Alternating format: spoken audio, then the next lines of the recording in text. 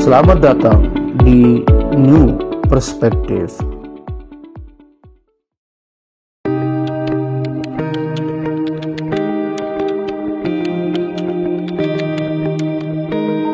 Assalamualaikum warahmatullahi wabarakatuh. Waalaikumsalam warahmatullahi wabarakatuh.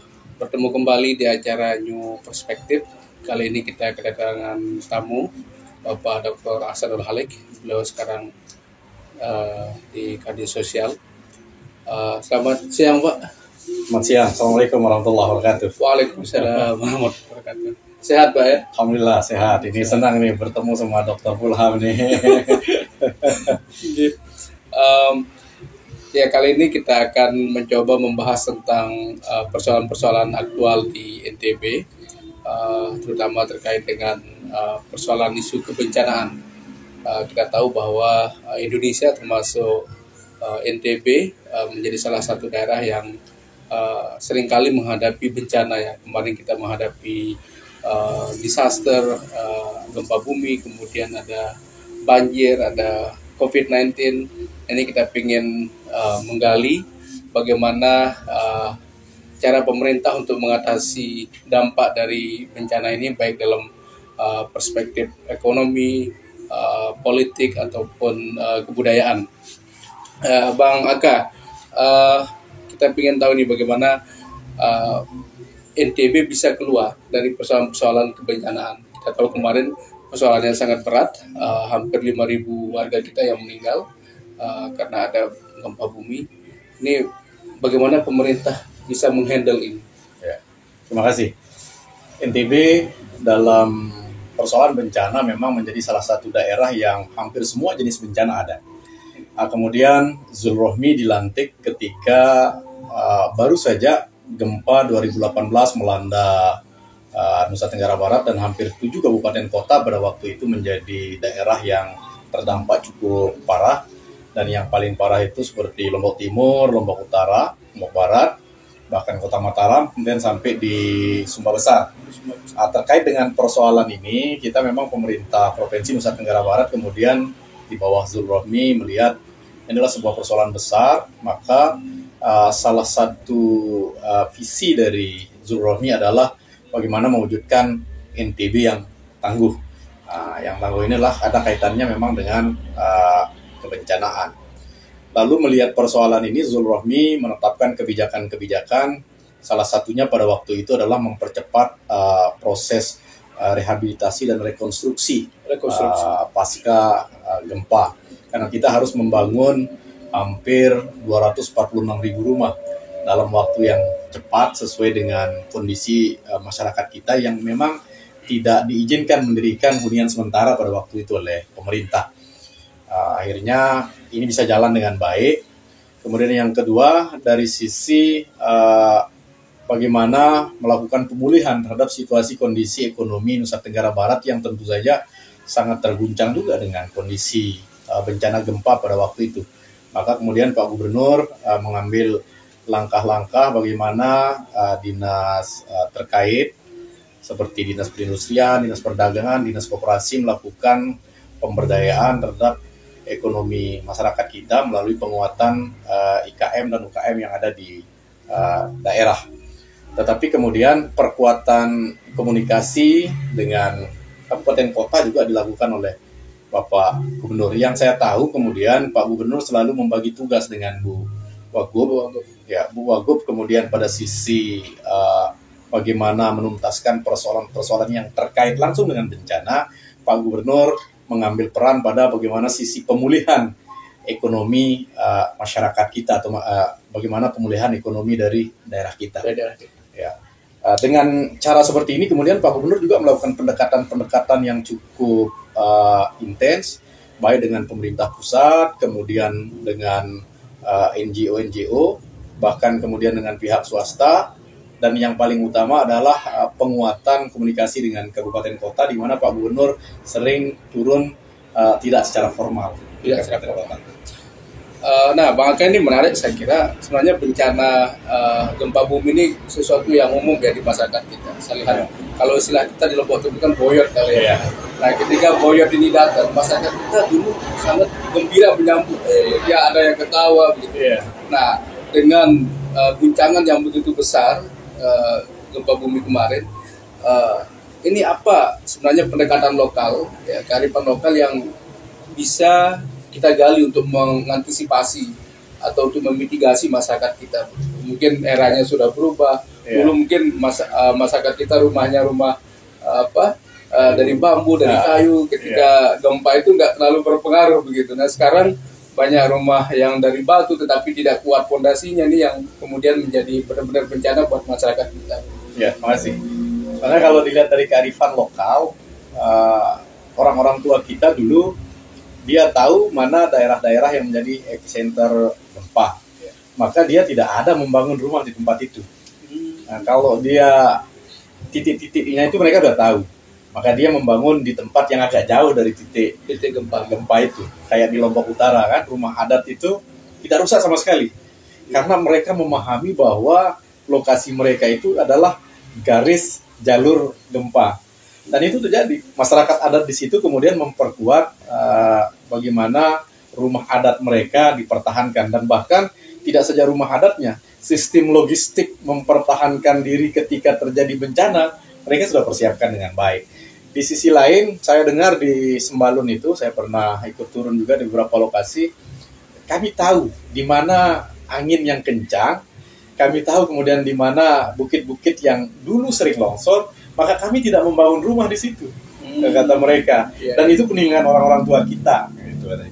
Nah, sehingga kita melihat sesungguhnya kalau kita mau belajar lebih dalam lagi, maka kearifan lokal dalam menjawab persoalan-persoalan kebencanaan juga menjadi sebuah keharusan yang harus kita gali kembali, yang kita padukan dengan sistem informasi dan teknologi yang berkembang saat ini. Dan ini memang kemudian ketika saya di Badan Penanggulangan Bencana Daerah menjadi sebuah ikhtiar dari pemerintah Provinsi Nusa Tenggara Barat untuk mengurangi indeks risiko bencana yang dimiliki oleh provinsi, yang sebenarnya kita juga sangat didukung oleh BNPB, pemerintah pusat.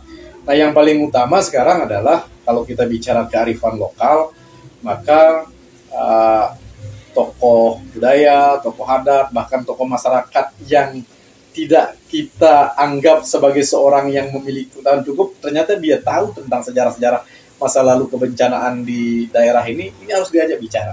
Ya. Bila perlu mungkin dilakukan riset ya untuk mendokumentasikan. Sangat penting dilakukan riset tentang bagaimana orang-orang tua kita dulu menghadapi bencana sehingga korbannya itu tidak terlalu banyak. Rumah-rumah mereka tidak rusak, gitu kan? Coba kita lihat rumah kayu di Sembalun, rumah kayu di Lombok Utara, tidak ada yang rusak ketika terjadi bencana. Ternyata mereka sudah membangun rumah tahan gempa sejak zaman dulu kala. Bahkan kalau kita bicara rumah batu lah bahasa kita di Lombok ini, ternyata rumah tahan gempa yang kita buat sekarang ini, yang kita bangun, itu sama persis dengan rumah-rumah yang dibuat oleh orang-orang tua kita itu, sistem perkuatannya yang rumah batu pada saat pertama kali dibangun oleh orang tua kita. Jadi udah dipikirkan oleh mereka ya. Tapi kan sekarang kita banyak melakukan perubahan-perubahan yang dianggap ini lebih efisien, ini lebih lebih rapi kelihatannya, ternyata perkuatannya tidak ada. Artinya perlu terdokumentasi ya lokal knowledge dari masyarakat kita ini. Sangat penting sebagai bahan mitigasi ke depan. Sangat penting bicara mitigasi bencana, maka apa yang menjadi pengetahuan masa lalu ini harus dibukukan. Ada literasi-literasi yang berbicara tentang itu sehingga kemudian sejarah kebencanaan anak-anak kita kelak memahami itu. Kalau dia memahami sejarah kebencanaan, maka dia akan paham bagaimana melakukan mitigasi yang baik untuk kehidupan di masanya dia. Nah, kalau bicara sektor-sektor yang terkena dampak ini, Bang Aka, mana kira-kira sektor yang paling terkena dampak dari kebencanaan, dari bencana ini? Saya pikir untuk sektor, hampir semua sektor di NTB pada waktu itu, terutama yang gempa ya, mau sektor pendidikan, sektor kesehatan, yang paling utama lagi lah sektor ekonomi kita hampir terdampak dan nyaris mati waktu itu kan. Artinya pasar-pasar rakyat tidak hidup. Kemudian pasar-pasar modern juga tidak ada yang mulai dibuka karena ini gempa terus-menerus gitu. Tetapi kemudian Pak Gub melihat inilah sebagai salah satu langkah yang harus segera diambil kebijakan-kebijakan pada waktu itu Pak Gub kemudian memerintahkan perangkat daerah itu sesuai dengan tugas-tugasnya. Anda melakukan ini, BPBD, Dinas Sosial melakukan bagaimana memberikan bantuan kepada masyarakat supaya tidak ada yang kelaparan, supaya tidak ada yang tidak terjamah oleh bantuan.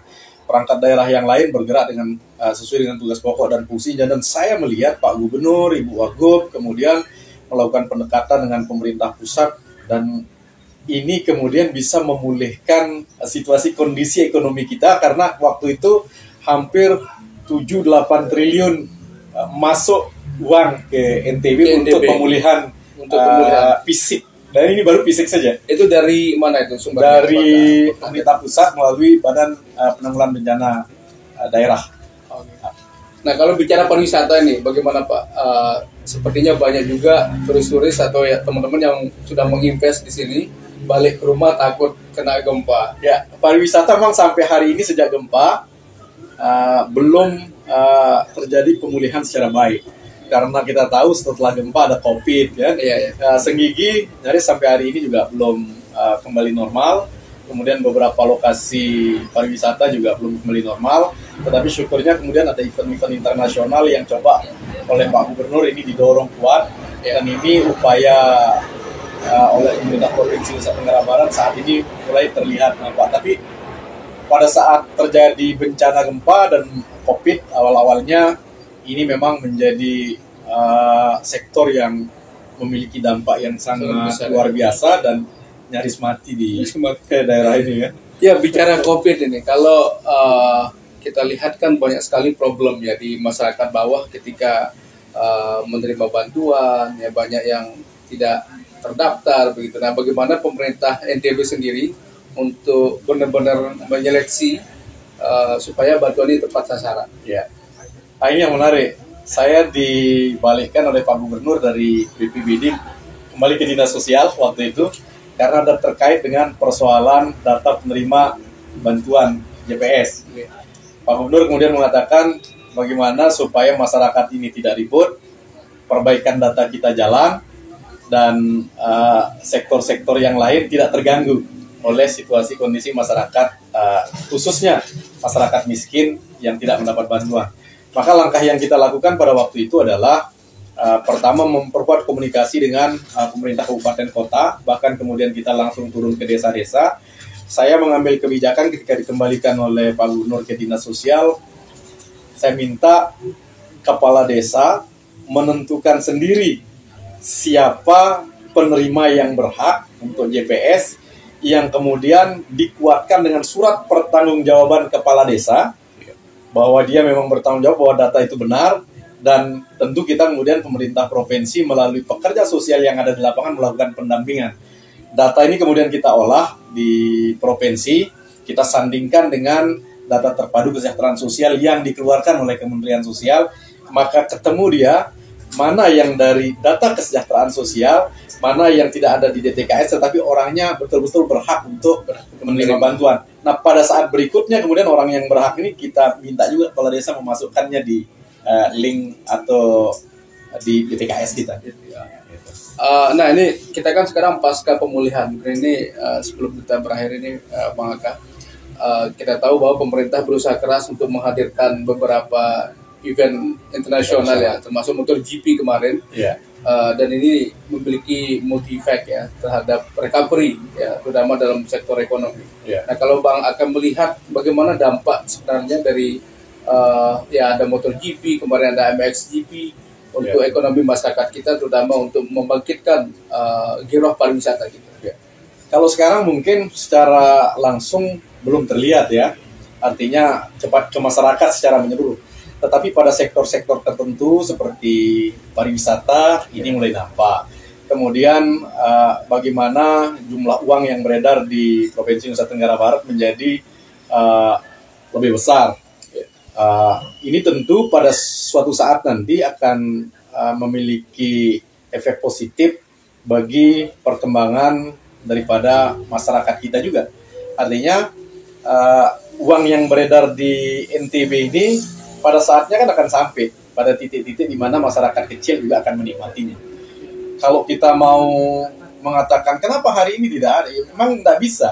Sesuatu itu kan harus berproses dia. Sama dengan kita bicara tentang pembangunan di bidang kesejahteraan sosial, orang tidak akan bisa melihat hasilnya 5-10 tahun.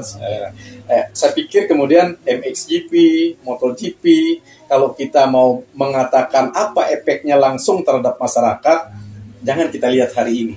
Tetapi prosesnya akan kita lihat 5-10 tahun yang akan datang, pasti akan memiliki kontribusi yang besar terhadap pembangunan daerah, terhadap perkembangan ekonomi masyarakat kita. Bahkan kita NTB salah satu daerah, ini karena saya kepala dinas sosial, dari 2 bencana yang kita hadapi secara terus-menerus, gempa, COVID, tetap pemerintah Provinsi Nusa Tenggara Barat mampu menurunkan angka kemiskinan walaupun prosentasenya masih kecil. Berapa persen itu Pak Bang Aka? Yang per September sampai bulan Maret 2022 ini, dari September 2021 sampai Maret 2022 0,15%. Tapi ini cukup luar biasa di tengah banyak persoalan yang kita hadapi di daerah, dan di tengah keuangan daerah juga sedang banyak persoalan gitu ya. Ya, bicara sedikit ini menyinggung MotoGP tadi, kita lihat memang beberapa sektor ya yang dapat menikmati secara langsung, kayak perhotelan, kemudian Gojek kita juga mulai travel ini mulai jalan juga. Walaupun mungkin secara tidak langsung masyarakat kita juga banyak yang membangun homestay ini kan, saya kira mereka juga bisa menikmati langsung. Ya. Ini Bang Aka bagaimana melihat untuk menjaga, karena ada isu kemarin kan banyak teman-teman yang nonton ini nginapnya di Bali gitu, bukan di Lombok. Nah ini ke depan ini bagaimana pemerintah untuk mengatur lebih baik, menyiasati supaya masyarakat yang lain juga kebagian begitu. Jangan sampai penonton kita malah stay-nya di Bali begitu. Saya pikir berdasarkan pengalaman yang sudah kita hadapi, maka pemerintah kemudian pihak swasta mulai jauh-jauh hari setelah perhelatan ini selesai kemarin perlu memang membuat satu regulasi yang jelas, mengatur bagaimana kemudian harga-harga hotel kita tidak naik begitu drastis, kemudian bagaimana sikap para pengusaha perhotelan, pengusaha travel untuk bisa membuat orang menjadi lebih nyaman, aman, dan harganya terjangkau ketika ada event-event internasional di NTB. Dan kita tentunya sangat memahami bahwa dengan adanya event internasional, dunia memahami dan mengetahui Lombok, Sumbawa seperti apa, atau NTB itu seperti apa. Ini kan sebuah keuntungan yang luar biasa yang harus kita tangkap, kemudian kita buat aturan bersama, kita pahami bersama, kemudian kita lakukan bersama untuk kepentingan bagaimana membuat orang lebih tertarik diam di Lombok ketika ada event-event besar seperti itu. Oke, terima kasih banyak Bang Aka. Ya pemirsa, itulah diskusi kita tadi mengenai kebencanaan, kemudian pasca bencana, bagaimana kebijakan pemerintah. Nah tentu kedepannya kita akan membahas isu yang lain dengan Bang Aka. Saya kira ini akan bersambung. Banyak sekali persoalan anak-anak muda kita, persoalan kemiskinan, kemudian lapangan pekerjaan. Jadi kayaknya menarik untuk kita diskusikan ke depan ini. Oke pemirsa, saya kira itu pertemuan kita hari ini.